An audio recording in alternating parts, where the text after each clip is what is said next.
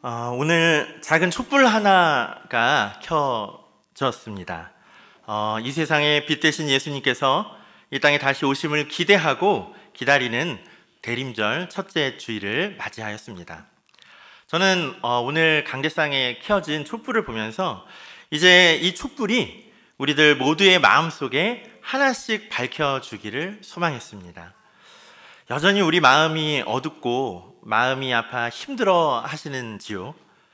그럼 우리들 마음에 예수님께서 이제 곧 빛으로 오십니다. 절망 가운데 슬퍼하는 것이 아니라 이제 소망의 예수님을 함께 기대하고 기다리는 우리 모든 성도님들이 되기를 간절히 소망합니다. 그래서 오늘 이렇게 함께 인사를 해 보도록 하겠습니다. 오늘은 특별하게 이렇게 소문을 내는 것처럼요, 옆 사람의 귀에다가 대고요, 이렇게 얘기합니다.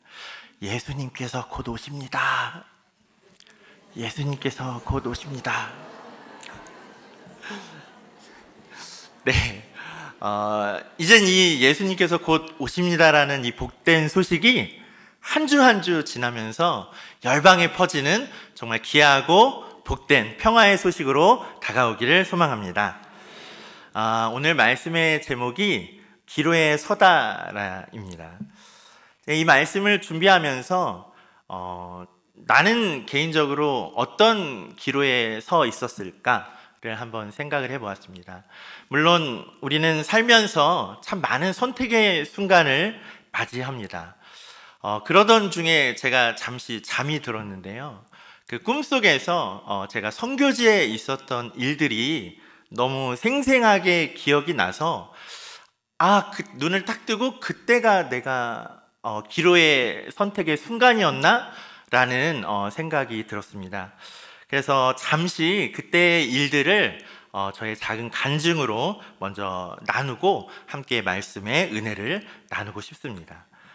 2010년도에 저는 처음으로 선교를 갔습니다.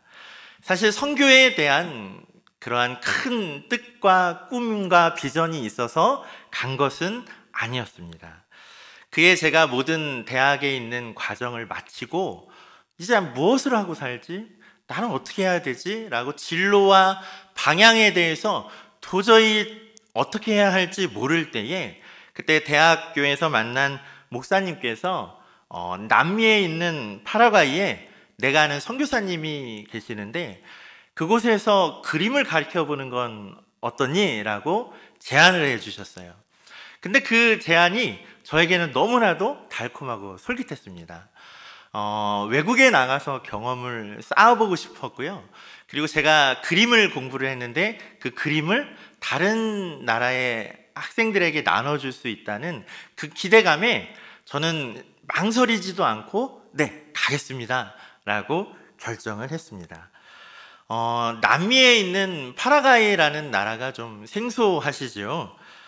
남미는 정확히 우리나라에서요, 정확히 지구 반대편에 있습니다.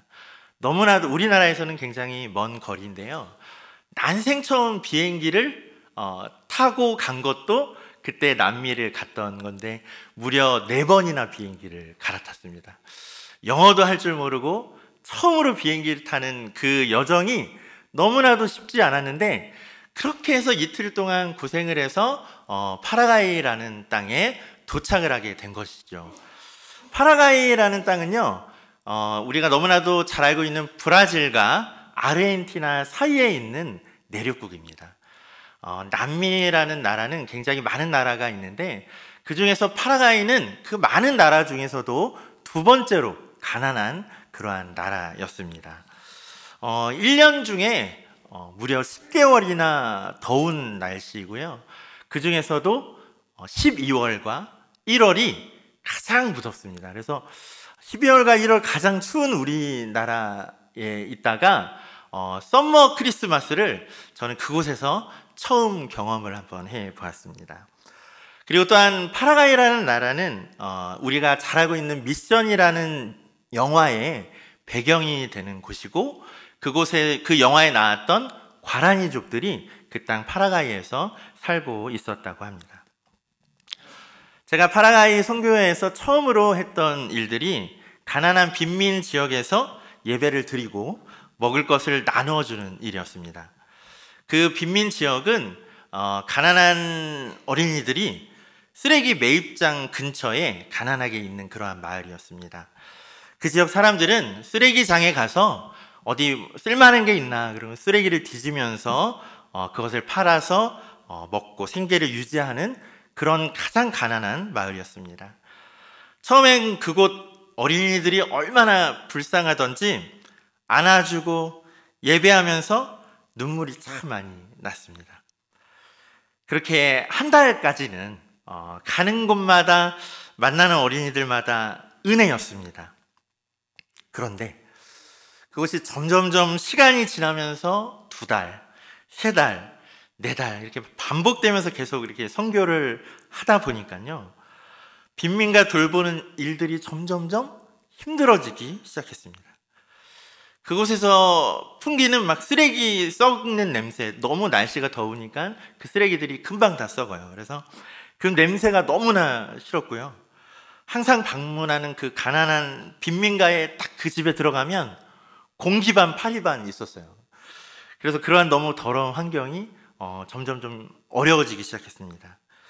처음에 극률했던 마음도 어린이들을 바라보는 마음도 조금씩 변해지기 시작했죠.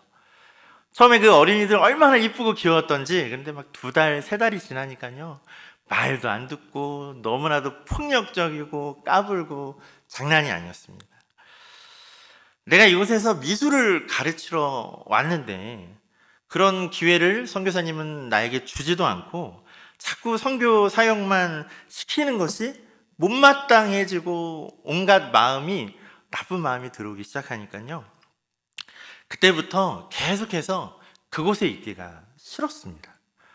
언제쯤 내가 여기를 왜 왔지? 라고 그 생각이 들면서부터 어떤 것도 하기 싫었고, 내가 왜 여기까지 와가지고 내가 이곳에서 이 고생을 해야 하는가 라고 순간 생각을 하게 됐습니다. 그때가 제가 선교지에 있었던 첫 번째 선택의 기로였습니다. 심각하게 다시 한국으로 돌아가자, 아니야, 이곳에서 남아보자, 어떻게든 견뎌보자 라고 이 2개의 선택을 가지고 너무나도 많이 오랫동안, 1달 동안이나 고민을 했습니다. 기도도 하지 않은 채 말이죠.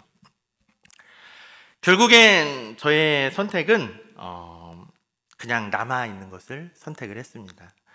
그래, 어떻게든 남자. 사실 뭐 하나님께서 주신 은혜로 남았다라기보다는 내가 꼭 그곳에서 잘 경험하고 돌아오겠다라고 친구들한테도 얘기하고 부모님한테까지도 다 허락받고 왔는데 몇 개월 만에 돌아온다라는 게 너무나도 창피한 일이어서 그런지 그대로 있게 되었습니다. 근데 사실 그때부터 여러 가지 많은 경험들을 사실 시작을 하게 됐는데, 한 가지가 너무나도 생생히 기억이 나서 그때 얘기를 잠시 나눕니다. 페루에서 한 선교사님이 오셨습니다. 그 선교사님께서 내가 너무나도 성령의 충만한 은혜를 받아서 여기 있는 이 마을 사람들에게 기도를 해주고 싶고 수고하는 우리 선교사님들에게 기도해주고 싶은데 정말 내 손만 닿다 하면 정말 성령의 충만한 은혜를 받는다라고 하셨어요. 그래서 저 말고 우리 다른 미국에서 오신 우리 선교사님들이 계셨는데, 그 선교사님이 한 분 한 분 안수 기도를 해주는데 한 분 한 분 뒤로 막 이렇게 넘어지면서 막 방언하면서 막 기도하면서 그 성령의 충만하고 그 뜨거움을 막 체험하고 있는 모습을 저는 처음으로 목격을 하게 된 겁니다.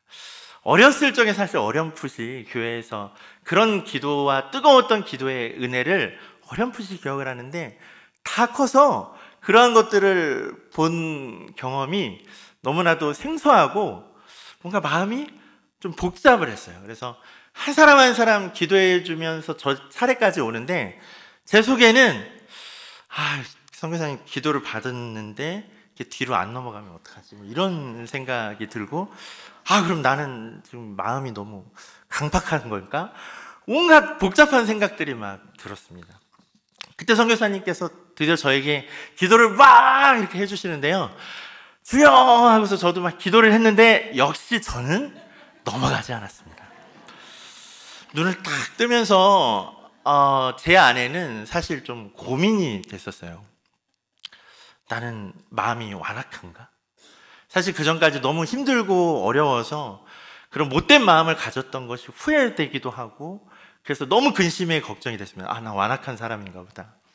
그러면서 그날 저녁에 식사를 하면서 페르 선교사님께 제가 조심스럽게 물어봤습니다. 선교사님, 저는 기도를 했는데 넘어가지 않았어요. 방언도 잘 못하고요. 뭔가 그런 느낌도 잘 받지 않았습니다. 그럼 저는 성령을 못 받은 거죠? 저 어떻게 하면 성령 받을 수 있죠? 라고 물었더니 우리 선교사님께서 이렇게 대답을 해주셨어요. 아니에요. 우리 상민 선교사님도 똑같이 동일한 성령의 충만한 은혜를 받았습니다. 근데 그 말이 제 마음에서 얼마나 안심이 되던지 마음이 편해지기 시작을 한 거예요. 그래, 나 똑같은 성령의 은혜를 받았구나. 내가 그 성령의 은혜를 나도 누릴 수 있겠구나라는 그러한 벅찬 가슴에 있었습니다. 그 다음 날이 주일날이었는데, 주일날에는 제가 빈민가의 어린이들을 교회로 데리고 옵니다. 그래서 한 200여 명이 넘는 어린이들이 예배를 드리는데요, 정말 까불까불하고 예배가 아닙니다. 그냥 앞에서 막 찬양만 하고요, 강대상 의자에 올라가고 막 그런 어린이들인데, 그 선교사님이 오셔서 우리 어린이들 한 명 한 명 기도를 해주는데, 사실 그 모든 어린이들이 선교사님이 기도를 받을 때마다 다 넘어가면서 막 다 그 모습을 보는데, 이야, 정말 하나님 살아계시고, 하나님 진짜 지금 이곳에 계셔 하면서 정말 너무나도 가슴 벅차고 뜨거웠었어요. 그러면서 저에게도 나도 성령의 은혜 받고 싶다, 나도 똑같이 그런 정말 뜨거운 성령의 은혜를 받고 싶다라는 마음이 생겼습니다. 그 뒤로 저희 선교사님들은 그 페루 선교사님이 가신 이후에도 오순절 다락방에 있는 것처럼 뜨겁게 계속 기도 사역을 했을 때, 그때 막 넘어가지 않았던 나의 자존심과 이런 것들이 다 무너져 내리고 정말 뜨겁게 방언으로 정말 땀을 다해서 정말 기도했던 그 기억이 납니다. 성령의 충만한 은혜를 받으니까요, 제 마음이 다시 회복이 되었습니다.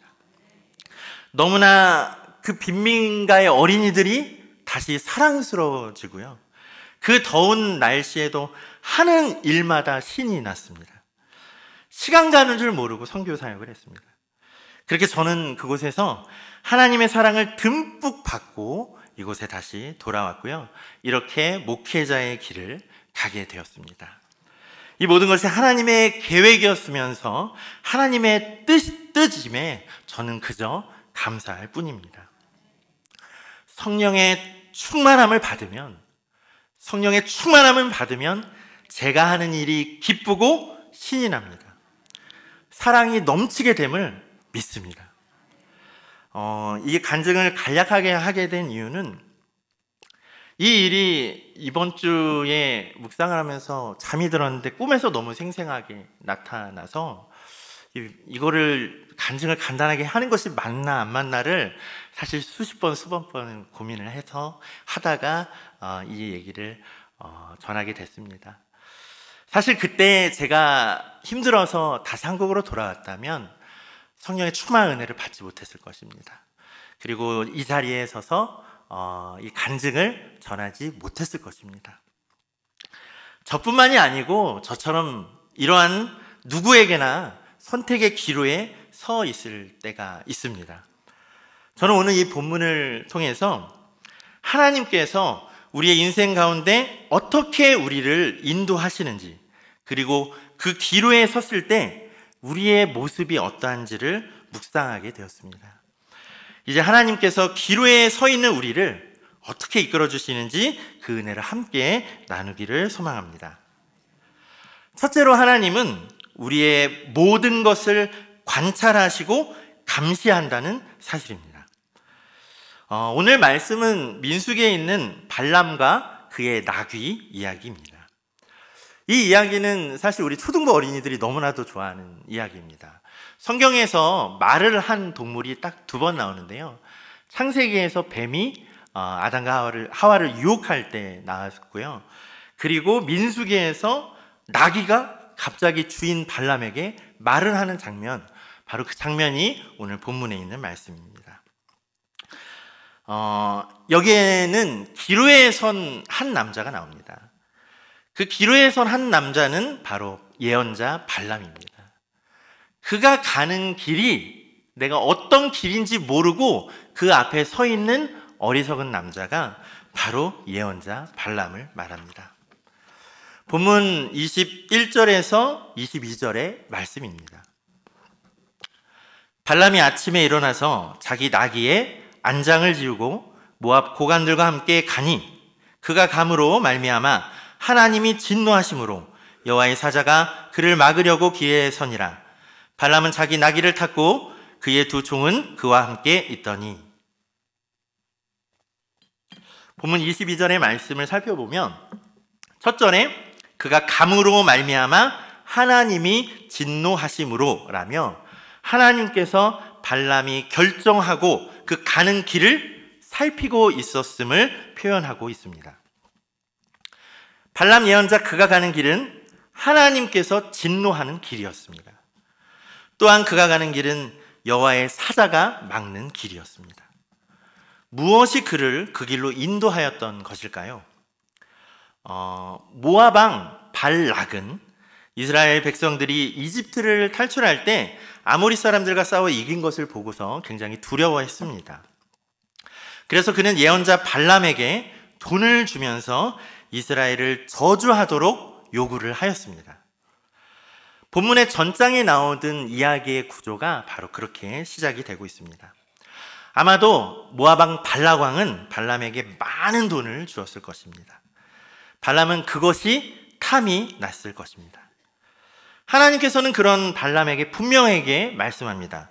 이스라엘 백성은 복을 받을 백성이니 저주해서는 안 된다라고 말입니다. 그런데 무엇 때문에 발람은 그 길을 떠나게 된 것일까요? 그것은 바로 욕심 때문입니다. 그 돈과 부귀 영화가 가지고 싶었기 때문입니다. 사실 우리가 세상 속에서 겪는 수많은 유혹 중에 하나가 바로 가지고 싶은 선택의 기로입니다. 가질 것인가 아니면 갖지 말 것인가 하는 문제를 우리는 늘 살면서 경험하고 있다는 사실입니다. 여전히 우리는 무엇이 더 가지고 싶습니까? 소유욕이 많은 것, 그것만으로도 죄가 될 수 있습니다. 하나님께서 진노합니다. 그 길을 원치 않습니다. 우리의 인생이 소유하고자 하는 것이 목적이 되어서는 안 됩니다. 그러나 많은 사람들이 많은 것을 소유하고 싶어 합니다. 많은 재산을 소유하고 싶어 하고, 그래서 일을 하고 가지고 싶어 하는 그 모든 것 때문에 열심히 일을 하고 돈을 벌고 그렇게 삶을 살아가는 오늘날의 세상이 아니겠습니까? 이러한 삶이 어떠한 의미가 있겠습니까? 하나님은 그러한 우리의 삶을 하나하나 다 살피시고 있다는 사실입니다. 우리의 삶 가운데 행동 하나하나 놓치지 않으시고 관찰하고 있습니다. 하나님께서 관찰하시고 인도하고 있다는 사실이, 그것이 바로 은혜입니다. 그것이 바로 믿음입니다. 창세기 22장 2절에는 아브라함이 아들 이삭을 바치는 장면이 나옵니다. 창세기 22장 2절의 말씀에는 여호와께서 이르시되 내 아들 내 사랑하는 독자 이삭을 데리고 모리아 땅으로 가서 내가 내게 알려준 한 산 거기서 그를 번제로 드리라 말씀합니다. 아브라함의 가장 사랑하는 아들, 그의 전부인 그 아들을 하나님께서 바치라고 명하고 있는 것입니다. 아브라함의 심정이 어떠했습니까? 수많은 갈등과 고민으로 고통스러운 결정을 해야 하는 순간이 온 것입니다. 많은 내면의 갈등, 누구라도 가장 사랑하는 아들을 쉽게 하나님께 드릴 수 있겠습니까? 그러나 아브라함은 결정합니다. 나의 사랑하는 아들을 하나님께 기꺼이 바치겠노라 라고 결심하는 순간 하나님은 그에게 은혜를 베풀어 주고 계십니다. 창세기 22장 12절의 말씀입니다. 사자가 이르시되 그 아이에게 내 손을 대지 말라. 그에게 아무 일도 하지 말라. 내가 내 아들 내 독자까지도 내게 아끼지 아니하였으니 내가 이제야 내가 하나님을 경외하는 줄을 아노라. 아멘. 하나님은 이처럼 우리를 관찰하십니다. 그냥 보고 있는 것이 아닙니다. 현미경처럼 자세히 관찰하고 있습니다. 우리가 죄 짓는 것 하나하나 지켜보고 있습니다. 그런데 우리는 그 죄 때문에 하나님의 눈을 피하려고 계속해서 숨어버릴 때가 너무나도 많죠. 하나님께서는 그 죄를 관찰하라고 우리를 관찰하고 있는 것일까요? 아닙니다. 우리가 하나님께 그 작은 사랑의 고백 그 한마디를 놓치고 싶지 않기 때문에 우리를 관찰하고 있는 것입니다. 우리를 두 눈동자와 같이 지키시고 독수리 날개와 같이 지켜주시는 것이 하나님의 은혜임을 믿으십시오. 죄 짓는 자는 두려워할 것이나 성령의 충만함을 입은 우리들에게는 믿음이요 은혜임을 우리가 믿기를 소망합니다.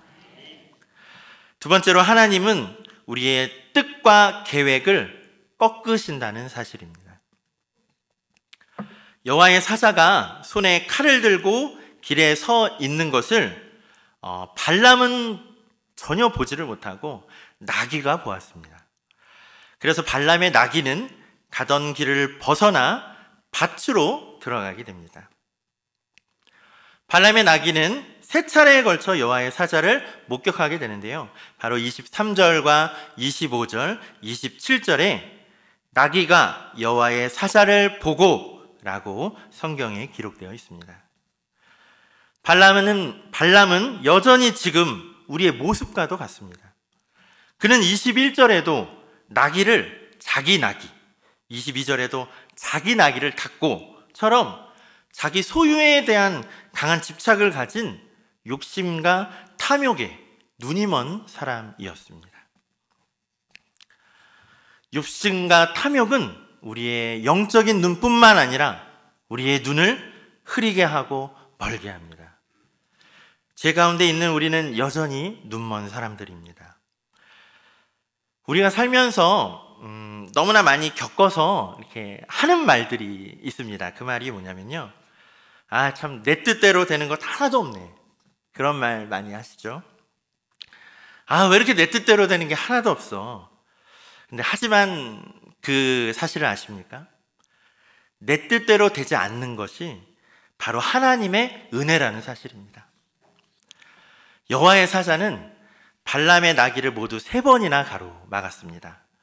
천사는 처음에 22절에 넓은 길에서, 그 다음에 24절에 좌우에 담이 있는 좁은 길에서, 그리고 26절에 마침내는 좌우로 피할 데 없는 좁은 곳에서 발람의 나귀를 가로막고 있었습니다. 이 말씀을 다시 한번 자세히 살펴보면 하나님께서는 발람에게 3번의 기회를 준 것과 마찬가지입니다. 너 마지막 이 3번의 선만 넘어와. 너 그러면 내가 분명히 이 칼로 너를 내리칠 거야 라는 경고와 같은 것이죠.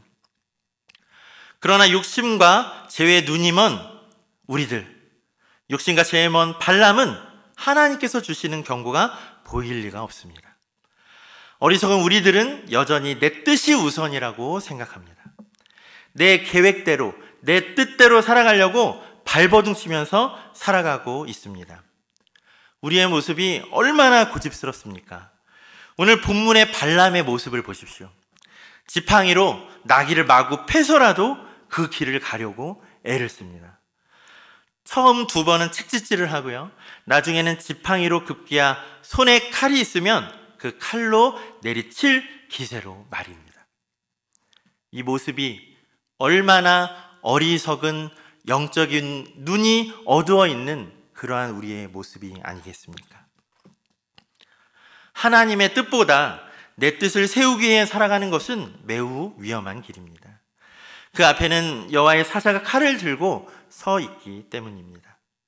그러나 하나님께서는 나귀를 통하여 우리의 뜻을 꺾으시는 분이심을 믿으시길 바랍니다. 충성되고 순종된 나귀는 처음에는 길에서 떠나 밭으로 이동하여 우리를 보호하였고, 담장에 몸을 비비면서 우리의 매를 맞으면서까지 우리를 보호해 주었습니다. 급기야 주저앉으면서까지 우리의 목숨을 살리게 된 것이죠. 그러니 우리는 분명히 기억해야 할 것입니다. 내 뜻대로 되지 않는 것이 하나님의 은혜입니다. 내 뜻대로 되지 않는 것이 하나님의 은혜임을 우리가 믿으시기 바랍니다. 마태복음 26장 39절의 말씀입니다. 조금 나아가사 얼굴을 땅에 대시고 엎드려 기도하여 이르시되, 내 아버지여, 만일 할만하시거든 이 잔을 내게서 지나게 하시옵소서. 그러나 나의 원대로 마시옵고 아버지의 원대로 하옵소서 하시고. 이 말씀 너무나 잘 알고 있습니다. 여전히 선택 가운데 있는 성도님들이 계십니까? 무엇을 어떻게 해야 할지 어려운 선택에 있는 성도님들이 계십니까? 이제 우리가 그러한 인생의 기로에, 그 선택의 기로에 섰다면 이제 기도해야 할 것입니다. 바로 예수님처럼 말이죠. 우리가 너무나도 살고 있는 이 말씀 쳐서 내 뜻을 구하는 기도가 아니고 하나님의 뜻을 구하는 기도를 할 때에 하나님께서 우리의 길을 인도해 주실 것을 믿습니다. 마지막으로 하나님은 말씀으로 우리를 이끄시며 인도하십니다. 욕심과 탐욕, 죄의 눈이 멀어 앞이 보이지 않는 발람에게 하나님은 나귀의 입을 열어서 깨닫게 합니다. 본문 28절, 여호와께서 나귀의 입을 여시니 발람에게 이르되, 내 영이 어두워서 죄 때문에 앞이 보이지 않는다면, 내가 앞에 눈에 보이지 않고 아무것도 보이지 않는다면 이제 귀를 기울이십시오. 내가 욕심에 눈이 멀어 분별하지 못한다면 말씀에 귀 기울여야 합니다. 나귀가 말을 합니다. 하찮은 나귀의 말이 아닙니다. 만화에서처럼 나오듯이 단지 동물이 말을 했구나라고 우리가 이 본문을 웃어넘기는 그러한 본문이 아닙니다. 하나님의 말씀입니다. 하나님의 말씀이 나귀를 통해서 발람을 깨닫게 하고 있다는 것입니다. 본문 30절의 말씀입니다. 나귀가 발람에게 이르되, 나는 당신이 오늘까지 당신의 일생 동안 탄 나귀가 아니냐? 내가 언제 당신에게 이같이 하는 버릇이 있었더냐? 그가 말하되 없었느니라. 저는 이 오늘 본문의 마지막 30절의 말씀을 보면서 나귀의 말이 아니라 하나님의 말씀을 향한 우리의 신앙의 모습을 묵상하게 되었습니다. 우리는 선택의 기로에 있을 때 그동안 내 뜻대로 선택을 하였고 내 중심적인 선택을 해왔습니다. 그렇기 때문에 우리는 여전히 죄에 머물고 있습니다. 그러나 하나님의 말씀은 여전히 지금 우리에게 용기를 주시며 그 길로 인도해 주고 있습니다. 얼마 전에 우리 고3 학생들이 수능 시험을 보았습니다. 제가 그 고3 수험생들에게 시험 보기 전에 많이 떨리고 불안한 그 학생들이 있었는데, 한 학생이 전사님 어떤 말씀이 없을까요? 라고 했을 때 빌립보서 4장 13절의 말씀을 알려줬습니다. 사실 저도 고3 때 그 말씀을 외우게 됐거든요.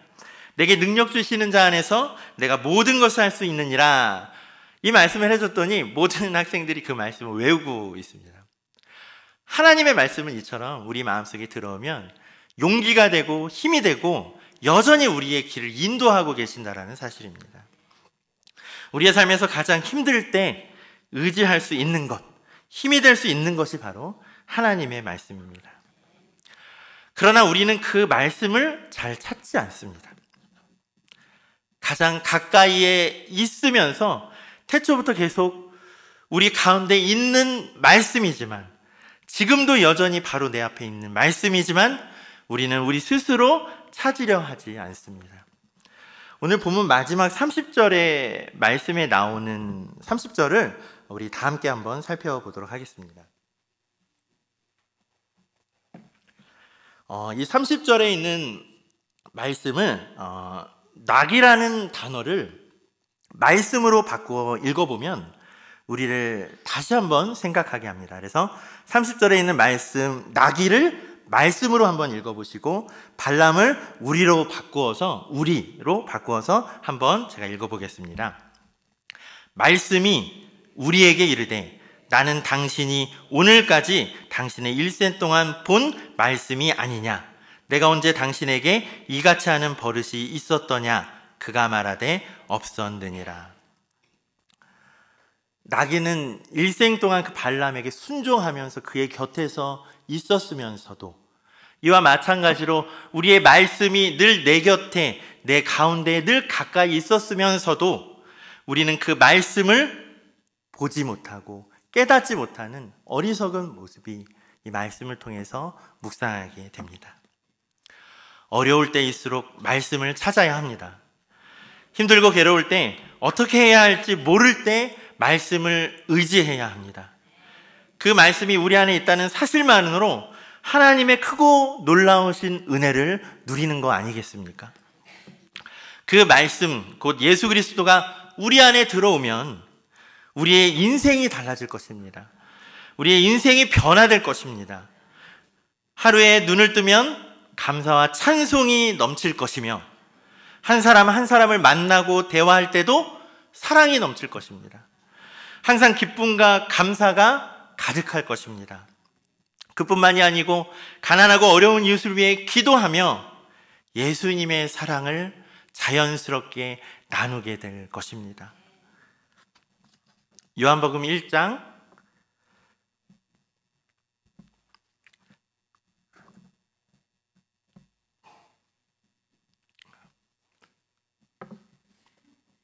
갑자기 좀 감동을 받아서 눈물이 좀 날 것 같습니다.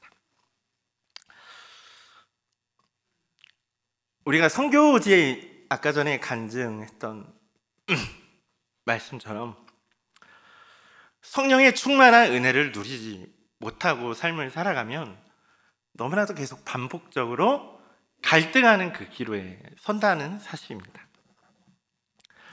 그런데 여전히 저의 모습도 계속 이렇게 말씀을 찾지 못할 때가 좀 많이 있습니다.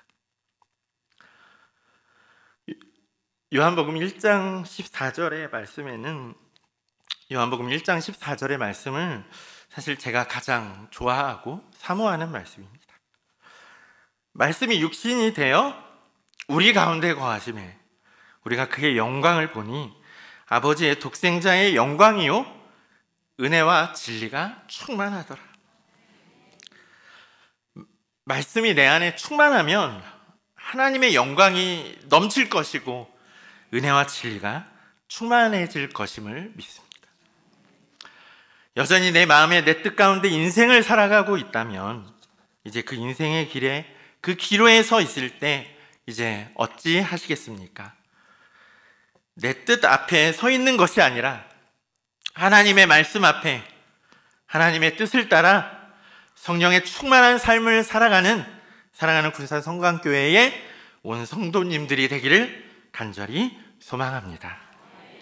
기도하겠습니다.